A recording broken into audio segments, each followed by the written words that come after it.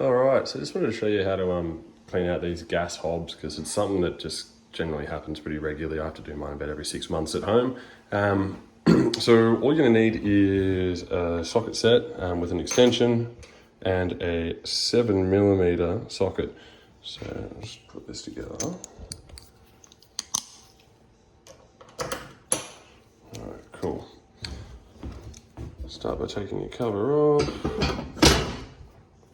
Take both of these pieces off, and you'll see down here there's this little nut there, and that's the flow regulator.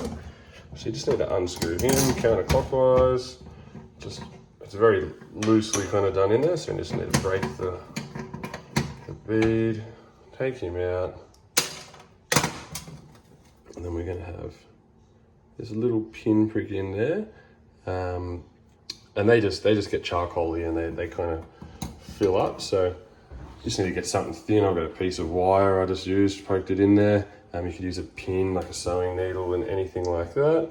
Then you want to, once you've done that, get that guy started by hand so you don't cross thread it. Take it to finger tight. Tighten it off just a little bit. It's not holding anything, you have to do it tight.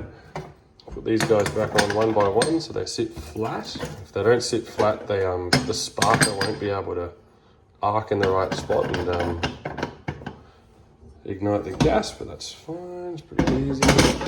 Put this guy back, and there we go. So I did the clean up on all of them, so it should be a while before they need to be done again, but just for future, it really only takes 20 seconds, so yeah, it's all good. Thanks guys.